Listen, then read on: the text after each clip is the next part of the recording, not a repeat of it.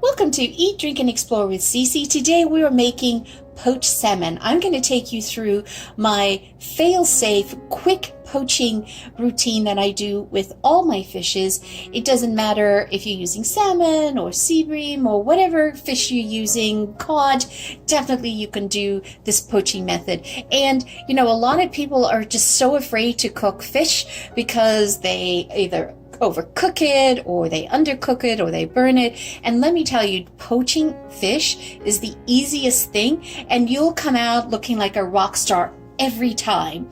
So let me take you through what we're going to be doing today. So as I said, we're going to be poaching fish. So I got some beautiful salmon steaks here.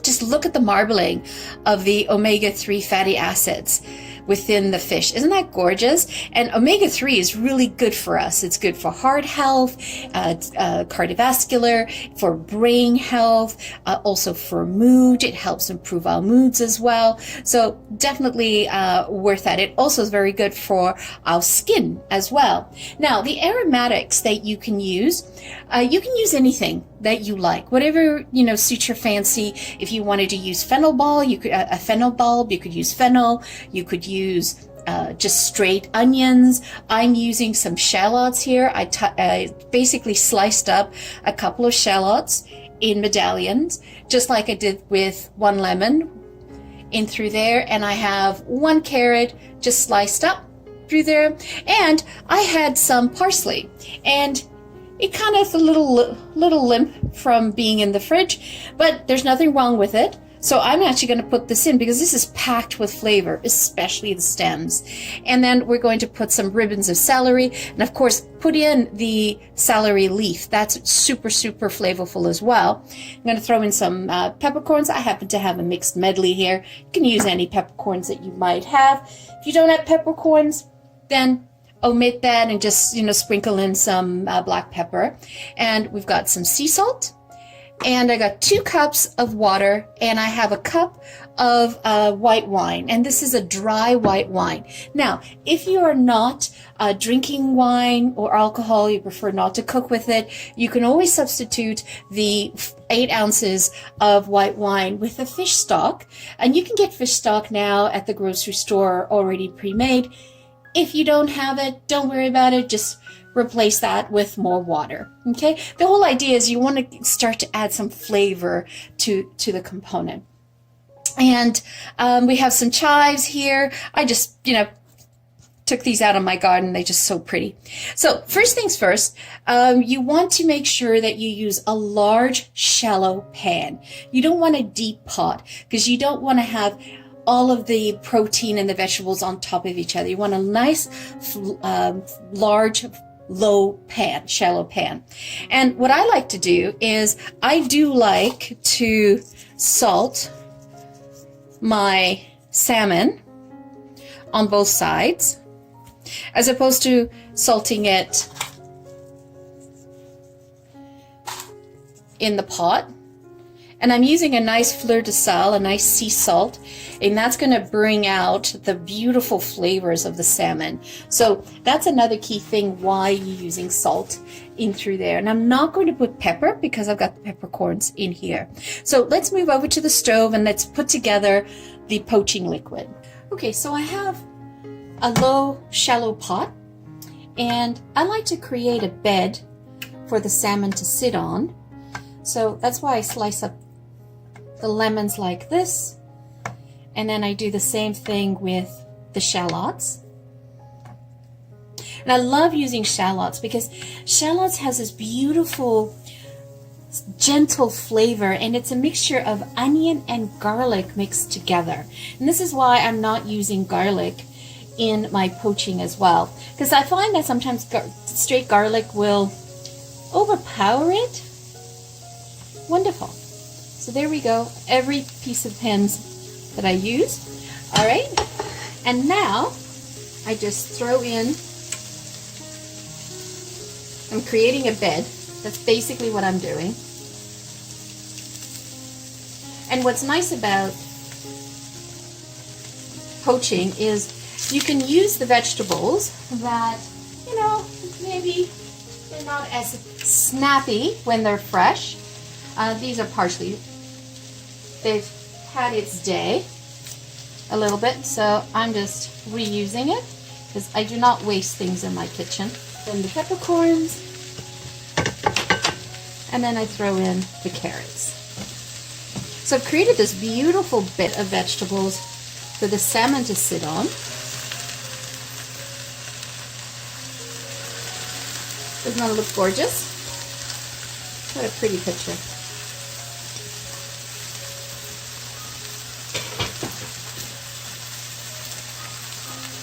And now I'm just going to, now I'm not pouring the liquid over the salmon. I'm going around and doing the wine. Okay, so what I wanted to show you is this is how you would poach a shallow poaching of salmon.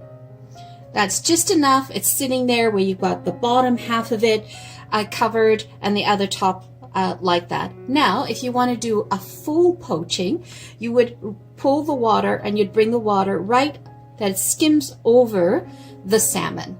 So what we're going to do is, I changed my mind. We're going to do shallow poaching. Nope, we're going to do full poaching. So let me add 2 more cups of water. Oops.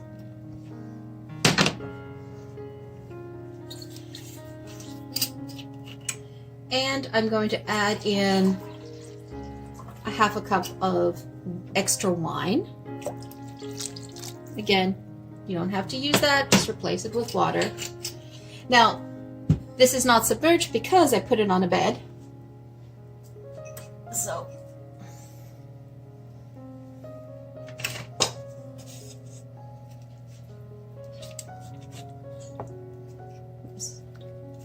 there we go. Just move that over. I still wanted to keep it on the, great. Now, the trick here is you do not want to bring this water up to a boil. You also don't want to have it simmering where you see bubbles all floating across the top, because that is going to overcook your salmon. So you want to do slow and gentle. You want to simmer it. So probably about the size is about 8 to 10 minutes, but I will check it. So ideally is you now want to put a pot, you want to put a lid on this, and I like to use the glass lids so that I can, watch it as it goes through there. So we'll come back to it. All right, so let's take a look. You see how it was just poaching?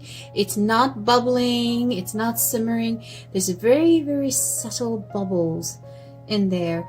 And you see how the fat is the white is starting to come out of the fish? That's telling you the fish is already cooked.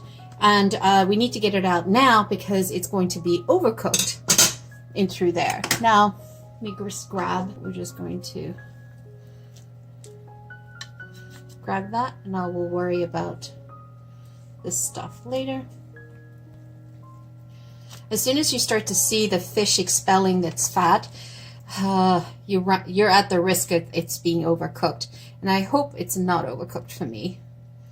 I'll be very upset. Another way that you can check if the fish is cooked is you can take your knife and insert it along the side. And when you take it out, you feel it.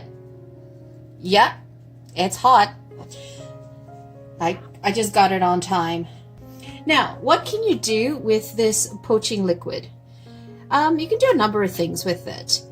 You can remove the aromatics and save the liquid and use that as a fish stock for another dish. But I wouldn't eat these vegetables. The lemon and the wine just makes it very, very acidic. So it's not edible for my tastes, for my liking. But the liquid is quite It's quite tasty because I definitely use it as a fish stock when I'm making other dishes that require fish stock to it. And I just, leave it in the fridge and use it when I need it. So what I wanted to show you is a way of removing the skin before serving.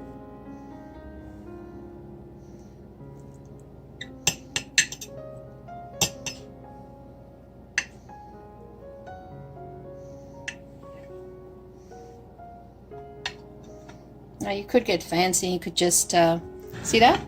And just roll it around like that. That's another way of removing the skin. Gorgeous. Okay, so let's see what it looks like. So I'm just poaching this, showing you, I'm not plating it, I'm just going to use the salmon for salads. So you can see how beautifully done this ended up being. Look at that. Perfect. And I remove the bone. I'm using that for salad, so just remove that. Look at that. Isn't that gorgeous? Love it. And this way I have perfectly moist. Oh, let's taste it. Let me. That's aromatic. The flavor is definitely. Look at that, just flakes out. Look at that. Now you could keep it whole if you're serving it whole, but I just wanted to show you what it would look like. And you want to get rid of the backbone. I never serve it with the backbone. If you were serving like the steaks like this, the salmon steaks like this with your sauces and all of that, you definitely want to remove that. And some of the gray skin off. And then let's look at that. Isn't that gorgeous? And I feel some bones here, so I'm gonna pull those out. I like to do that right now, so then I don't have to worry about it when I put it in the fridge and I just add it to salads and stuff like that. It's ready to go. It's just so versatile. You can do so much with it. And there's a bone there. These are so good. You can use them on salads. I also sometimes will add them to an omelet. Just as the omelet is almost done, I sprinkle it in the egg mixture.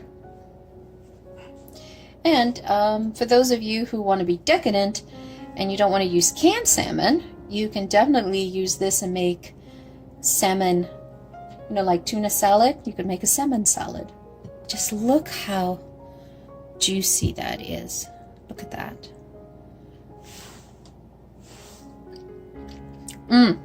Perfect. I caught it right on time. So there you have it, folks, a perfectly poached salmon. I'm going to show you my quick way of poaching fish that's fairly quick and it's very flavorful, and I can add this to my salads, I can add this to my eggs, I can do a salmon, like a salmon salad, like a tuna salad, but make it a salmon. It's totally up to you. Or you can just eat them like pieces like this, as little salmon nuggets. It's great if you're on keto. As having these as snacks in the fridge ready to go. It also prevents you from overindulging in things that you're not supposed to. So I find that that's how I can control myself. And it tastes amazing with a little bit of salt on top. Nice and cold. And then I do a zhuzh of lemon when I'm about to eat it. And it just brightens everything up. It's wonderful. So there you have it, folks. Thank you so much for joining me today. It's always greatly appreciated.